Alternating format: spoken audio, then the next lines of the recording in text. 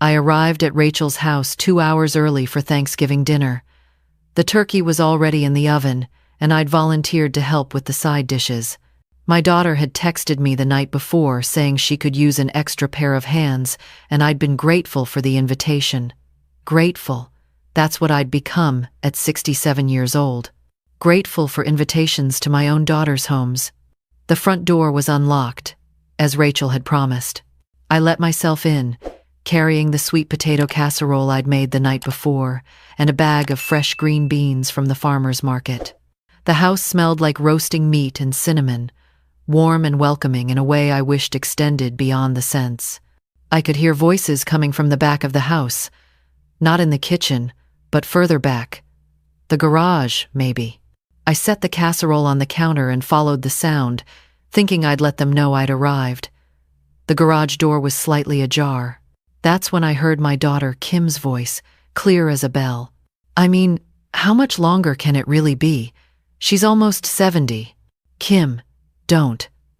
That was Rachel, but her tone wasn't shocked.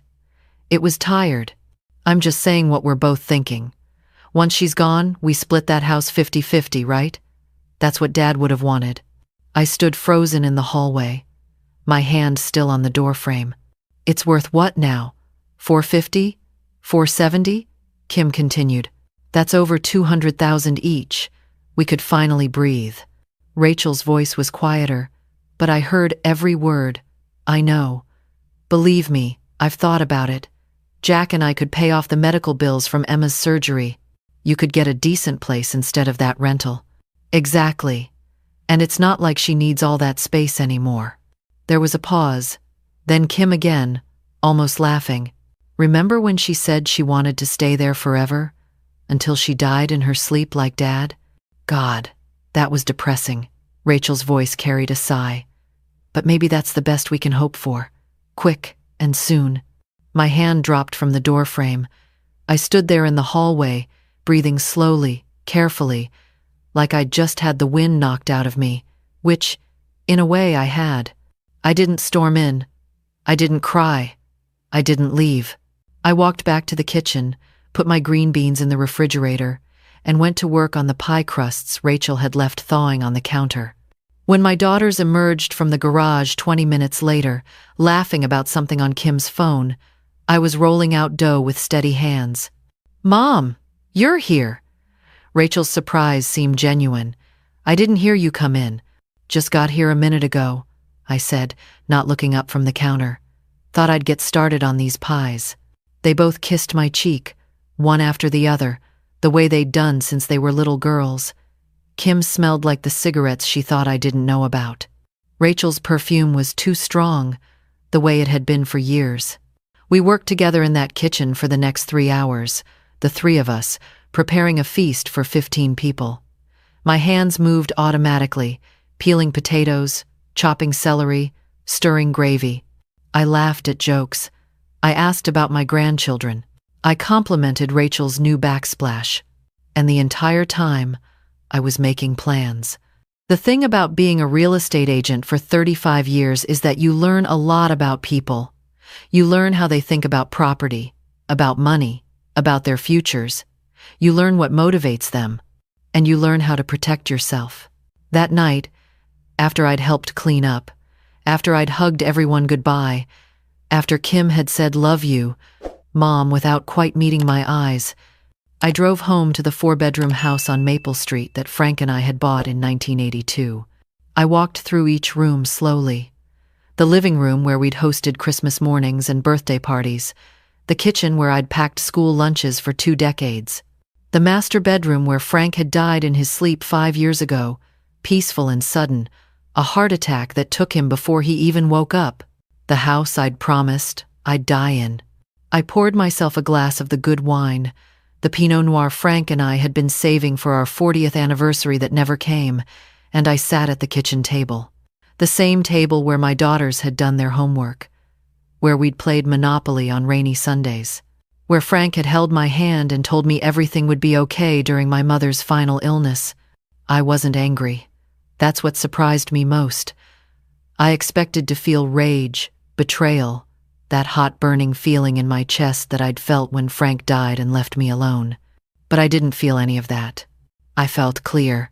For the first time in 5 years, maybe longer, I felt absolutely crystalline clear about what I needed to do. I opened my laptop. The next morning, Friday, I called my friend Susan from my old real estate office.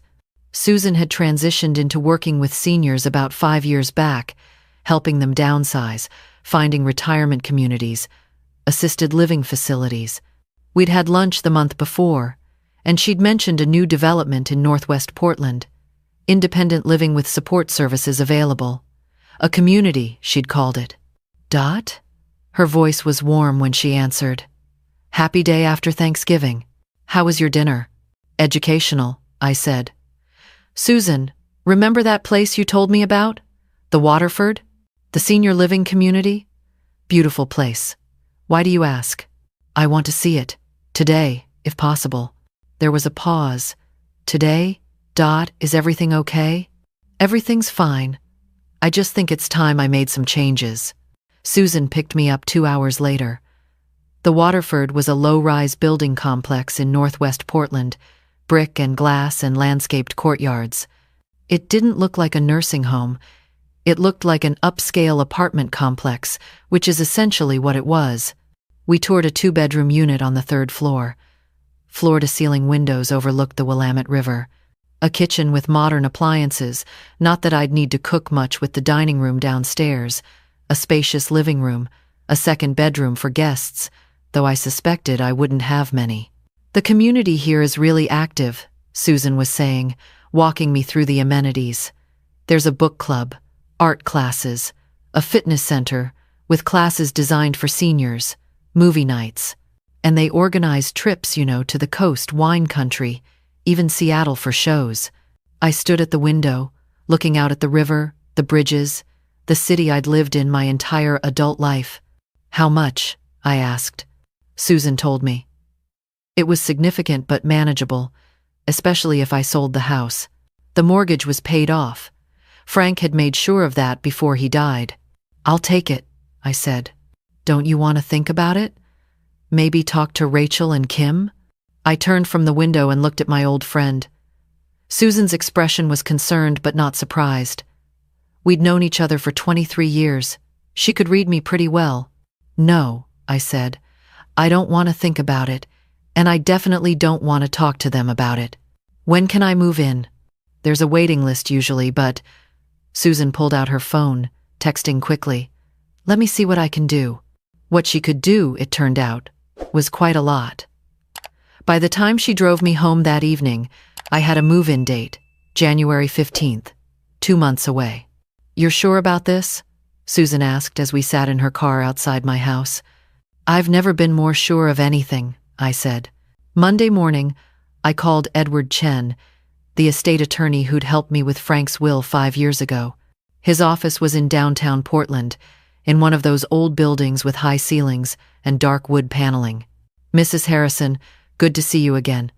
Edward shook my hand, gesturing to the leather chair across from his desk. What can I do for you? I need to change my will, I said, significantly. Edward opened his laptop, pulled up my file. All right. What kind of changes are we talking about? I'd spent Sunday night thinking about this. Really thinking. Not in anger, not in hurt, but in that same crystal clarity I'd felt Friday night. Currently, my estate is divided equally between my 2 daughters, Rachel and Kim. I want to change that. Edward's expression didn't change. How would you like it divided instead? I want to set up trust funds for my 3 grandchildren, Emma, Jake, and Sophie. Equal amounts, to be distributed to them when they turn 25, not accessible by their parents before then. Okay, Edward was making notes. And the remainder of your estate? 20% to the Oregon Food Bank, 20% to Dornbecker Children's Hospital, 10% to the Portland Women's Crisis Center. Edward's pen paused. That's 50%. What about the other 50? Split that between whatever local charities you think do good work. Your choice. I trust your judgment. He looked up at me. Mrs. Harrison, I have to ask, are you certain about this? Cutting your daughters out entirely, that's a decision that's very difficult to reverse once you're gone.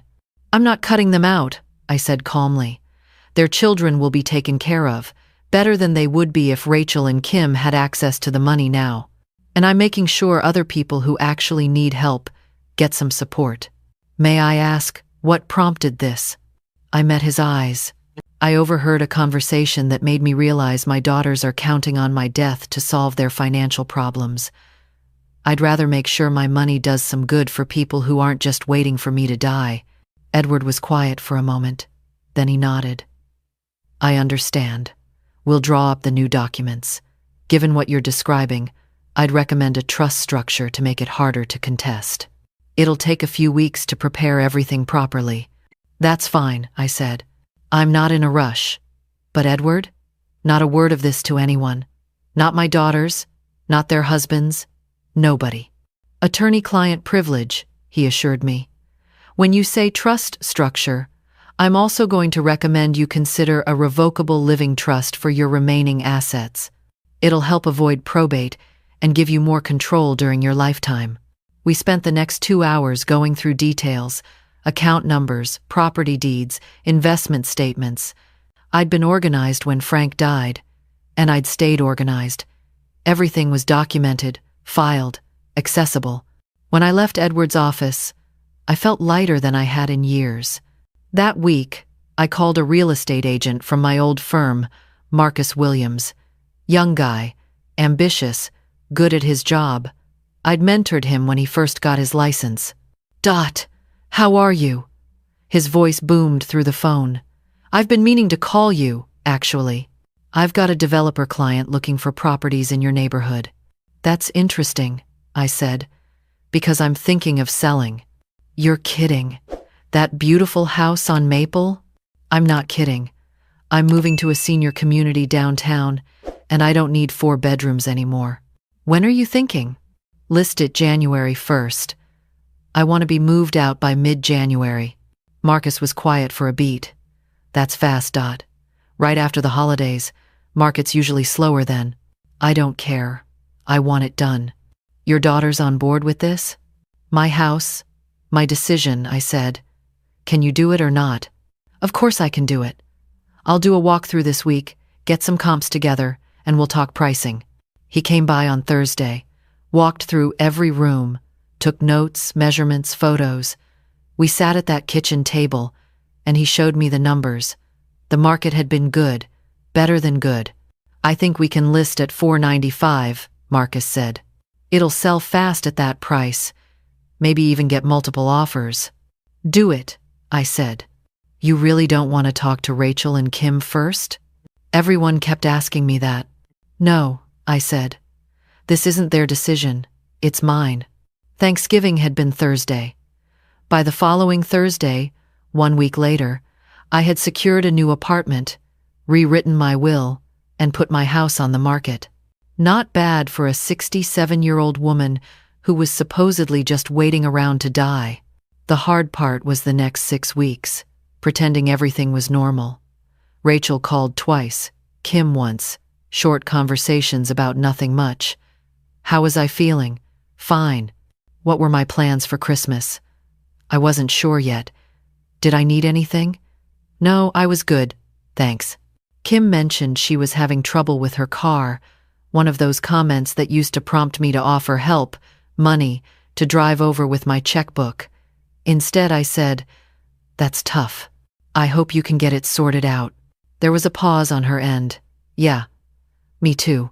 Rachel texted me photos of the grandkids. Emma had made the honor roll.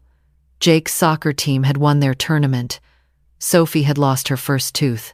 I sent back heart emojis and congratulations, nothing more. I spent those weeks sorting through 30 years of accumulated life. Rachel and Kim had bedrooms full of childhood things they'd never taken when they moved out. Report cards, softball trophies, prom dresses in dry cleaner bags. I packed it all up carefully, labeled the boxes with their names, and stacked them in the garage. The rest of the house, I went through methodically. Keep, donate, trash. Most of it was donate. Furniture that Rachel and Kim had admired over the years but never claimed.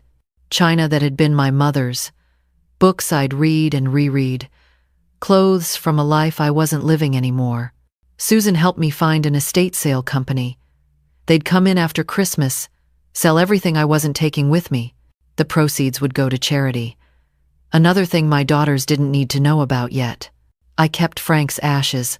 They were in a carved wooden box on my dresser, had been for 5 years. I'd never scattered them like he wanted, by the coast, because I hadn't been ready. Now I thought maybe I'd take him with me to the Waterford, keep him on my new dresser for a while longer. I kept the photo albums, both the old paper ones and the digital files on my computer. My life, my memories. Those were mine. I kept my grandmother's engagement ring, the one Frank had given me after she died. Not because Rachel or Kim wanted it, they didn't. Too old-fashioned, they'd said. But because it reminded me of my grandmother, who'd told me once when I was young, "Don't let yourself become invisible, Dorothy. Don't let anyone make you smaller than you are." I'd forgotten that advice somewhere along the way, but I was remembering now. December came. The house was still on the market. Marcus said we'd had showings but no offers yet. He wasn't worried. January would pick up, he said. People got serious about buying after the holidays. Christmas was at Kim's apartment this year. Smaller gathering, just immediate family. I brought presents for everyone, spent money I wouldn't have much longer, and sat on Kim's worn couch watching my grandchildren open their gifts. Emma, Rachel's oldest at 13, sat next to me. "Grandma, when are you coming to my winter concert?" "When is it, honey?" "January 12th. I'm playing a solo." "I'll be there," I said, meaning it. The concert was 2 days before my move-in date. I could manage that. Kim was in the kitchen with Rachel, and I heard my younger daughter's voice carry into the living room. "Did you see her car? The muffler's hanging on by a thread." Rachel's response was quieter, but I caught it. "Can't you ask Mom?" I tried hinting last week. She completely shut me down. "That's weird. She usually just offers." "I know, right?" Maybe she's finally getting senile. I sipped my eggnog and kept my expression pleasant, watching Sophie show her brother the doll I'd given her. When I left that evening, Rachel walked me to my car. "Mom, are you okay? You seem different." I turned to look at my older daughter. She looked tired. The lines around her eyes were deeper than I remembered. Her hair needed touching up, roots showing. Life was hard for her, I knew. Medical bills, a husband who worked long hours, 2 kids who needed things. But life had been hard for me too, and I'd managed it without waiting for someone else to die. "I'm fine, sweetheart," I said. "Just tired. It's been a long year." She hugged me. "Love you, Mom." "Love you too," I said.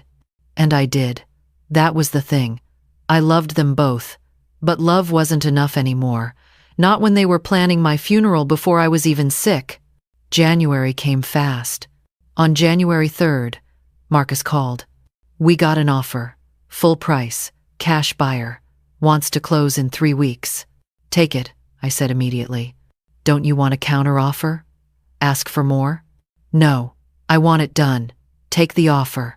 The closing was set for January 24th, 9 days after my move-in date at the Waterford. Perfect timing. The estate sale was scheduled for January 8th and 9th. Everything I wasn't taking would be sold. The boxes in the garage for Rachel and Kim, those I'd have delivered to their houses the week before. Give them their childhood things. Let them think I was just cleaning out. January 12th. I went to Emma's concert. She played beautifully, a violin solo that made my eyes water. Afterward, I hugged her tight. "You were wonderful, sweetheart." "Thanks, Grandma. Will you come to my spring concert too?" "We'll see," I said, non-committal. Rachel invited me to dinner after. "Just stay, Mom. We're getting pizza." "I can't tonight, honey. I have plans." "Plans? What kind of plans?" "Just plans," I said, and left before she could ask more.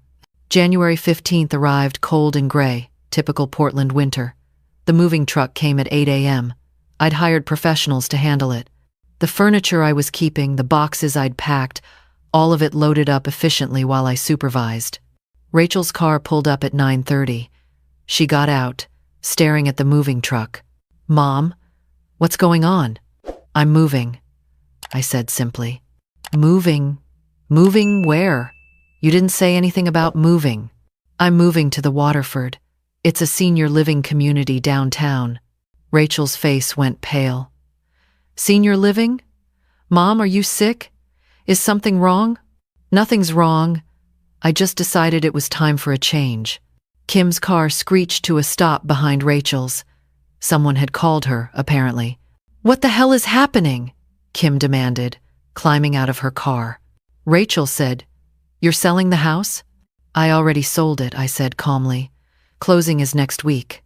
Both my daughters stood on the sidewalk, staring at me like I'd grown a second head. "You sold it? Without telling us?" Kim's voice was rising. "This is our house." "No," I said, keeping my voice level. "This is my house, mine and your father's. Now it's just mine, and I sold it." "But where are we supposed to have Thanksgiving?" Rachel's question would have been funny if it wasn't so telling. "You have your own homes," I said. "You can have Thanksgiving there." "Mom, you can't just make decisions like this without talking to us." Kim was trying to sound reasonable, but her hands were shaking. "This affects all of us." "No, Kim. It affects me.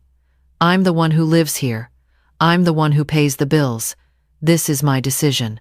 The moving supervisor approached. "Mrs. Harrison? We're all loaded up, ready when you are." "I'll meet you there," I told him, handing him the address card for the Waterford. After the truck pulled away, I turned back to my daughters. They both looked shell-shocked. "You're really doing this?" Rachel's voice was small. "I'm really doing this." "But why?" Kim's anger was cracking, something else underneath. "Why didn't you tell us?" I could have lied. I could have said something gentle, made up an excuse about not wanting to burden them, but I was done with that. "I came to Rachel's house early for Thanksgiving," I said. "I overheard you two in the garage, talking about how much longer I had to live, talking about splitting this house 50-50, planning what you'd do with your inheritance." Rachel's face went white. Kim's went red. "Mom, that's not. We didn't mean." "You meant it," I said quietly. "And that's okay. I understand. You both have financial problems, but I'm not going to spend whatever time I have left waiting to die so you can pay your bills." "That's not fair," Kim said, but there was no heat in it. "Maybe not," I agreed, "but it's done. The house is sold, I'm moving, and I've rewritten my will." That got their attention. "Your will?" Rachel's voice cracked. "I've set up trust funds for Emma, Jake, and Sophie. They'll get the money when they turn 25. The rest is going to charity." Silence. Complete, ringing silence on that cold January morning. Then Kim exploded. "You can't do that. That's our inheritance. Dad would never want." "Don't," I said sharply. "Don't tell me what your father would want. Your father loved you both, but he also taught you to stand on your own feet. He wouldn't want you counting the days until I died." "We weren't." Rachel started but stopped, because we all knew it was a lie. "I need to go," I said. "The movers are waiting. Your childhood things are in boxes in the garage. You can come get them whenever you want." I walked to my car. Rachel was crying now, silent tears running down her face. Kim just stood there, fists clenched. "Mom, please," Rachel said. "Can we talk about this?" I stopped, hand on my car door. "Sure. Call me next week once you've had time to think." "Are you going to change your mind?" Kim asked. "About the will?" I looked at my younger daughter. "I don't know. Maybe. If you can show me you care about me for more than my bank account." I drove away from Maple Street for the last time, watching the house disappear in my rearview mirror. The Waterford was everything Susan had promised. The movers had my furniture arranged by the time I arrived. My 2-bedroom apartment was sunny despite the gray day, those floor-to-ceiling windows letting in all the light Portland had to offer. Over the next few days, I unpacked. I arranged my books on the shelves, hung my photos on the walls, set up my kitchen even though I'd be eating most meals downstairs. I put Frank's ashes on my dresser, next to the framed photo of us from our wedding day. "We did good, Frank," I said to the photo. "Raised 2 daughters, built a life, loved each other. But this next part? This is just for me." The first week, I went to the welcome meeting for new residents, met my neighbors, Dorothy, but call me Dot, I introduced myself. There was Margaret, a retired teacher, Robert, who'd been a contractor, Linda, who'd been widowed the same year as me. "How are you adjusting?" Linda asked me over coffee in the common room. "It's strange," I admitted, "but good strange." "That's how it was for me too," she said. "Like I was allowed to just be me again, you know? Not somebody's wife, not somebody's mother, just me." I joined the book club, signed up for the watercolor class, went to the movie night, watched a classic film I'd always meant to see but never had time for. Rachel called on day 4. "Mom, can we talk?" Of course. She came by that evening. I made tea, and we sat in my new living room looking out at the river. "I'm sorry," Rachel said finally. "For what I said, for what we said. It was cruel. It was honest," I said. "No, it was scared. I've been scared for so long, Mom. About money. About whether we're doing enough for the kids. About whether Jack and I are going to make it through this rough patch. And I took it out on you. I made you the solution instead of facing my own problems." I sipped my tea, waiting. "I don't know if I can fix this," Rachel continued. "I don't know if you'll ever forgive me, but I want to try. Not for the money, for us." "What about Kim?" I asked. Rachel shook her head. "She's still angry. Says you betrayed us. I don't think she's ready to hear anything else yet." "That's her choice," I said. "Are you really giving everything to charity?" "Not everything. The grandkids will be taken care of. But yes, most of it." Rachel nodded slowly. "I think that's good. I think that's what you should do." "Really?" "Yeah." She met my eyes. "You were right. About all of it. We were treating you like you were already gone. And that's not okay. You deserve better." We talked for 2 more hours. About her marriage. About the kids. About the debts she'd racked up trying to keep up with everyone else. About the therapy she'd started, finally, to deal with her anxiety. When she left, she hugged me at the door. "I love you, Mom. And I'm going to prove it. Not with words, with actions." "I'd like that," I said. "Kim never called. I heard through Rachel that she'd moved to Sacramento for a new job. Fresh start, apparently. She sent a text on my birthday in March. 'Happy birthday, Mom.' No emoji, no elaboration. I sent back, 'Thank you. Hope Sacramento is treating you well.' That was it.